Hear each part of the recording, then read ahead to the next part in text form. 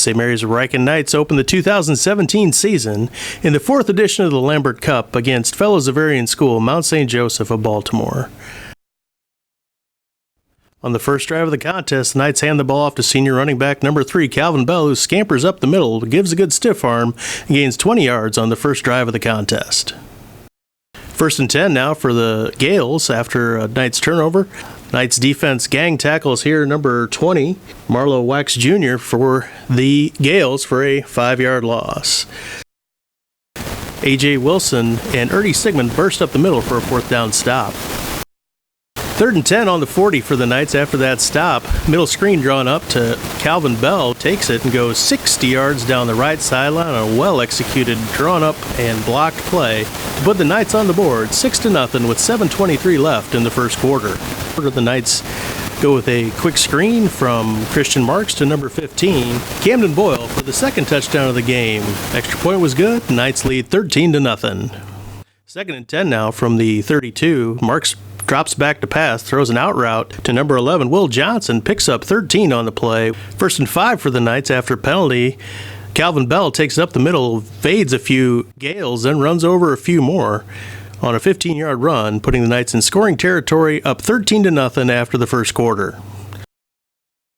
Second quarter action, and the Knights pull a little trick out of the bag. Backwards pass from Marks to Camden Boyle, who launches a deep downfield for a completion to Daniel Keith, putting the Knights in scoring territory, up 13-7 in the second. 1st and 10, Marks drops back to pass, throws it over to the middle to an open Jonathan Wynn. The junior scores the Knights' 3rd touchdown of the night. Knights being sound in all 3 phases of the contest. Little muff punt, kicked away by Camden Murphy, muffed by the Gales' Andre Crawley, and then recovered by number 8, Brian West. Knights with a 20-14 lead in the second quarter. Their quarterback is sacked by sophomore number 30, Ryan Wheeler. Moving on to the second half, now the Knights defense comes out with his gang tackle of the Gales running back for a loss of 3.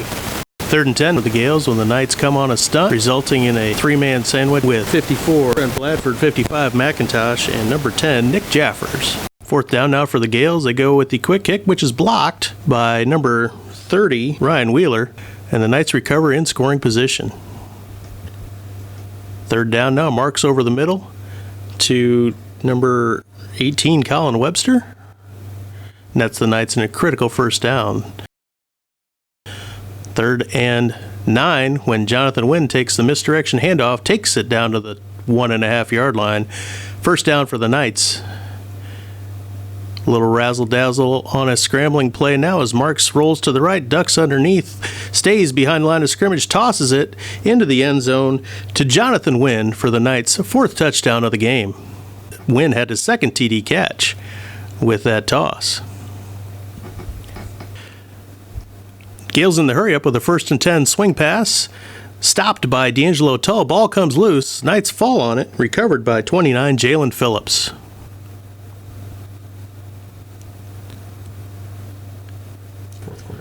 Fourth quarter action now. 3rd and 6. Backup quarterback in for the Knights, Camden Boyle, with a critical scamper getting down to the 30-yard line. Boyle again drops back to pass, rolls to the right, finds some running lane, gets past the sticks and out of bounds on the 18-yard line. Knights drive sets up number 9, Camden Murphy, for a critical field goal, making the score 30-14 with 9:12 left. After giving up 2 touchdowns, the Knights had to stand up tall on this 2-point conversion, which would have tied the game, but it's knocked away by number 21, Charles Barley. Gales have one last chance with an onside kick attempt. It's taken and dropped by number 4, Will McKay. Knights trying to run out the clock now with 14. Jonathan Wynn gets a 1st down to give them some more space and breathing room as time clicks away. Gales had one last chance in the contest. The defense held up with a sack on 3rd down, bringing up a 4th down and 6. Knights step up the D on the 3rd down play, on the 4th down play, trying to knock the Gales out when the Gales get a miraculous catch under good coverage by Amir Hall.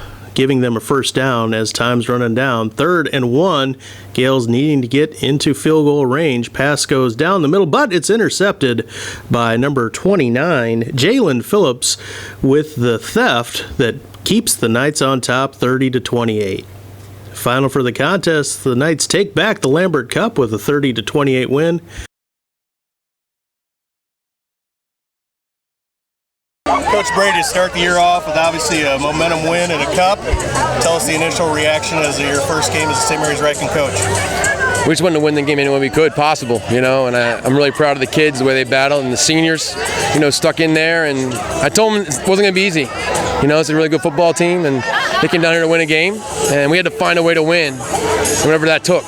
And what were the ways you saw from the first half and then the second half? First off, jump off to a big lead. What were the ways you saw early, and then what did you see late? We wanted to be able to run the football. We thought we could against them, and Calvin and the O-line did a great job. Johnny Wynn. But that was something we talked about all week, being able to run the football. It's important. And with our offense, if they take away the outside, we're always going to have somewhere to attack. And we did a great job of mixing the plays up, getting the ball in the end zone. We had a couple of drives that killed us. If we don't have those 2 turnovers, it's probably a different game. As we moved the ball pretty well. I'm proud of the defense there. They had some tough. That's a good football team. They throw the ball really well. They did some good. The coach does a great job offensively with his schemes, with the routes and all that. And they had some really good receivers, some talented kids. So we were chasing them around all night, and luckily we were able to get a big play at the end from Jalen Phillips. Tell us about again, they basically could run quick outs for most of the second half. But tell us about the 2-point conversion, how we stopped that. Well, we had shown those plays. We knew what they're going to run in the 2-point stuff. It's just about being up there and being tough. And the first time they beat Daniel on that play, and they got a quick out on him. But the next time he's a little bit tighter and stayed on him and was able to make a play. I give those kids some credit, though, because there's a couple times we were all over them. They made some incredible plays. Even though that drive, they kept the drive going at the end, that 4th down play for the interception. We're all over that kid, and he makes an unbelievable catch. So, how about the reaction to Jalen's interception?